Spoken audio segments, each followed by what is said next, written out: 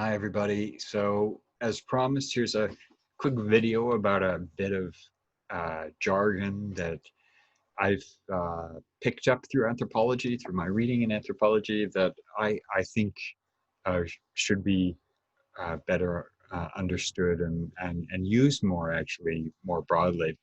And it's going to be a little longer than what I'm asking for you to do, in part because I thought I'd also just use this as a chance of reminding you that we've talked about some of these issues we're going to talk about next week before. And specifically, we talked about them when discussing that article by Danielle Elliott and Tim Thomas about collaborations between anthropologists and epidemiologists. You might remember this was the article in which we had an anthropologist and an epidemiologist writing together about their experiences trying to do research together to serve certain goals, but not really being able to produce what they had hoped they would be able to produce, and specifically not being able to produce what the epidemiologist, the Tim Thomas, was hoping that an anthropologist would bring.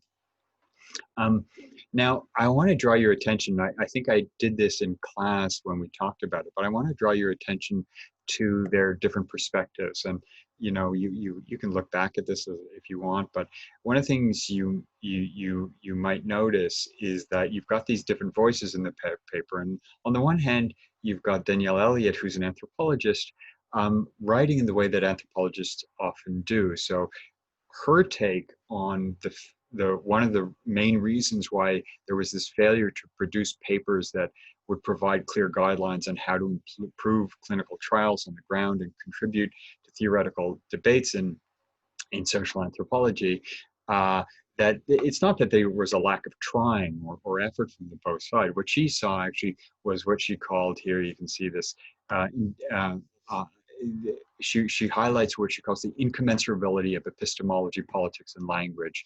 That is the incommensurability of these things when you've got epidemiologists and anthropologists trying to do these things together. There is this incommensurability in how they're actually approaching the things that they're both interested in. I'll come back to that term in a second.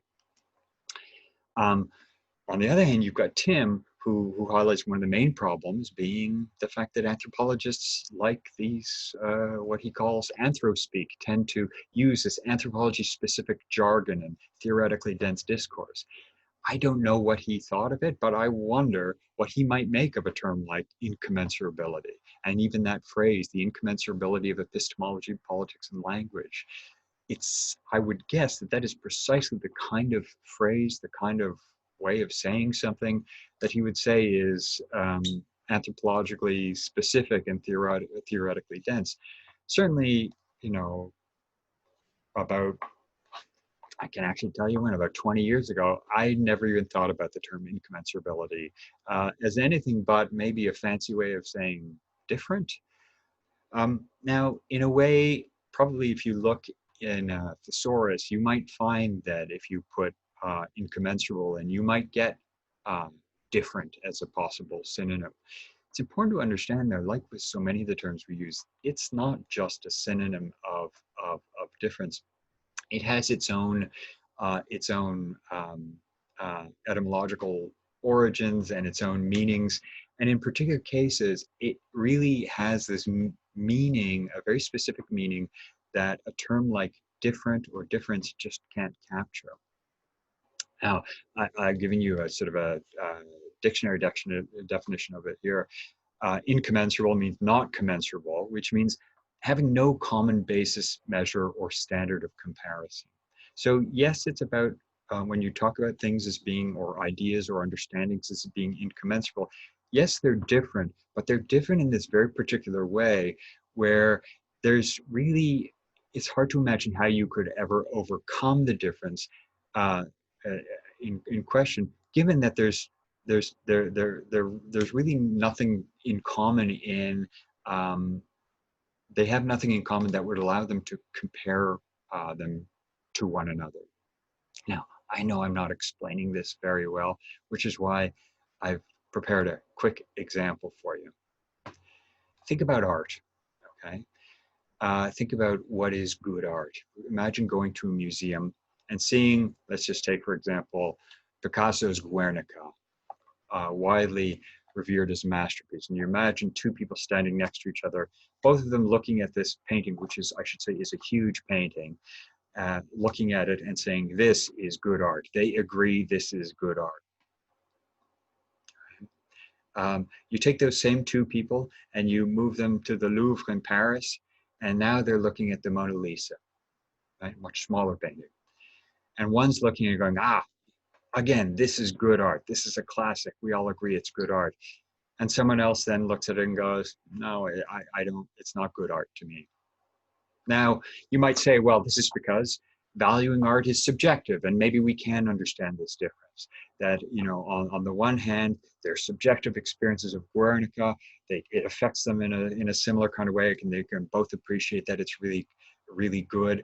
And on the other hand, you know, one person is really affected by looking at the Mona Lisa, and the other one just isn't, so it doesn't think it's good art. Well, that's one thing that could be going on here. But what if that would be different? That would be different ways of evaluating art, just plain different. They have different ideas of what good art is. Because they're both saying, okay, what good art is how it affects me as someone who sees it. That's how I'm thinking about the value of art. But imagine that one person has that perspective, that is good art is art that when I look at it, it affects me in a particular way. And the other person thinks of art as being good if it's big and not good if it's relatively smaller, right? So looking at Guernica, which is this huge canvas, is this big piece of art that will cover a whole wall, saying that is good art. And then looking at Mona Lisa, which if you've ever been up close to it, is actually quite small, saying, well, that is clearly not good. And it's certainly not nearly as good as Guernica, because Guernica is so much bigger. I realize this is a completely ridiculous example, but in a way, that's what we're talking about when we're talking about incommensurability. It's not just that people have different ideas about, say, the value of good art. It's that the ways they are thinking about the value of good art just have nothing in common with one another. Now, we are often in conversation with people we have very little in common with, and that's totally fine. But the interesting thing about this term incommensurability, which I think is so important, and especially the way in which I've seen it used in anthropology, is it allows us to talk about those differences that really aren't always obvious to people in moments, especially in moments when they're trying to work with one another, when they're trying to collaborate with one another. And what generally happens, so with the two museum goers looking at Guernica, is as long as we're agreeing that this is good art, then there's, well, clearly we're the same. We have the same priorities. They may well assume, even though they're thinking about what makes it good in completely different ways, they may well assume that this is all wonderful. We get along and we got nothing to worry about. It's only when they encounter something that reveals that actually they are thinking about the value of good art in very different ways, that it becomes a problem and something that we have to think about in a very different and particular kind of way. I hope this makes sense, this explanation of what incommensurable is and how incommensurability is different than difference. If you can cut now, but if you're interested, I'll give you a quick example of how this term has been relevant in some of my own recent work. Now, as I've mentioned in class, I've been doing research with a bunch of small-scale NGOs in Madagascar. And one of the things I've been interested in is, you know, these are very small projects that bring foreigners and Malagasy people together in various ways, where they're trying to do things together, they're trying to accomplish certain goals together, and sometimes they work out and sometimes they don't. One case I've been following for the last 10 years or so is a small clinic that I've called Madagascar Hope. This is a clinic that's been providing free healthcare to marginal people, largely people engaged in small-scale mining in the region where I've worked previously for a long time. It's done a lot of what is often called good work in Malagasy for people in this region. And people, a lot of people in the region really appreciate everything that they've been doing and appreciate the foreigners who come, often medical workers who come and volunteer with the project. They're very appreciative of it. Now, one of the key things about projects like this one, though, and probably projects that you're familiar with, is that it depends on the contributions of volunteer labor. It's a very low cost effort. This runs on almost no money, and the way it works is the way it manages to stay afloat is that it doesn't need much money to function. In fact, a lot of the medical expertise that comes in, people are volunteering, people are even, foreigners are even paying a little bit of money while they're volunteering at this project to help keep the project going. So foreigners are contributing volunteer labor to this project and other projects like that. Also, at the very start, certainly, building the project, getting it up and running, it relied a lot on local volunteer labor. So people from the communities that were going to be served by the clinic chipping in and helping to build and maintain the infrastructure that the project needed, building a clinic, building the latrines for the visitors, helping to repair the road that leads from the highway, and so on and so on. So you had a lot of people working together doing this volunteer labor. But in recent years, one of the things that I've been following as I've observed its development over the past 10 years is that although there are still volunteers, foreign volunteers coming in and volunteering their time, over time, local people, even though they are still, although to a lesser extent than in the past, receiving the services, the free services of this clinic, they're less and less inclined to contribute volunteer labor than they were in the past.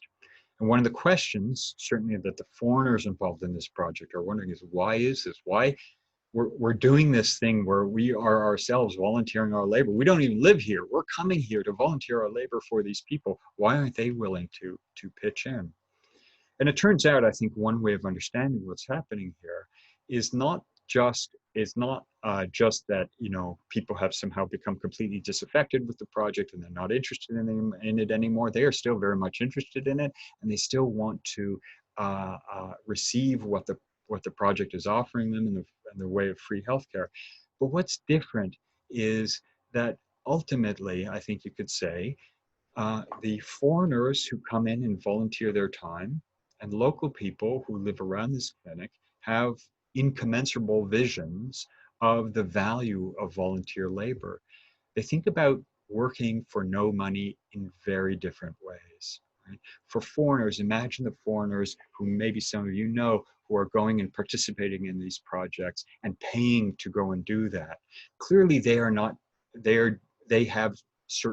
thinking about that volunteer labor, that unpaid labor, in a very particular way. It carries a certain kind of value for them, and it's a value they might, you know, be able to communicate with other people, or just makes them feel good in and of themselves. Volunteer labor for local people, Malagasy people, does not carry that kind of value. They think about volunteer labor in a very different way, unpaid labor in a very different kind of way. And in some ways, for some people, over time, their involvement in this project, their attitudes towards contributing to this project, as it's not always lived up to what had been promised of it, has been to start thinking it as, okay, it turns out this is not the project we thought it was, which was a project in which we were going to be a significant part. Rather, it's like a lot of other projects of foreigners who have come to Madagascar, in which ultimately, yes, we will get what we can from it, but there's also a certain amount of exploitation, or at least the possibility for exploitation of Malagasy labor going on here. So when they're unsure about the project in that way, for them, giving volunteer labor to a project that's exploiting them is subjugating themselves, is making themselves like slaves or unfree people, which is the last thing they would ever want to do and ever consent to do.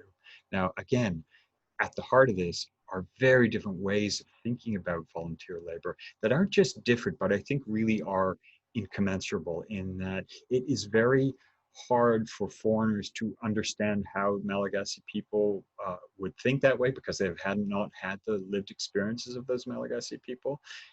And also, it's very hard for Malagasy people to understand why it is that, or how it is that foreigners are able to get the value that they do out of this voluntary labor.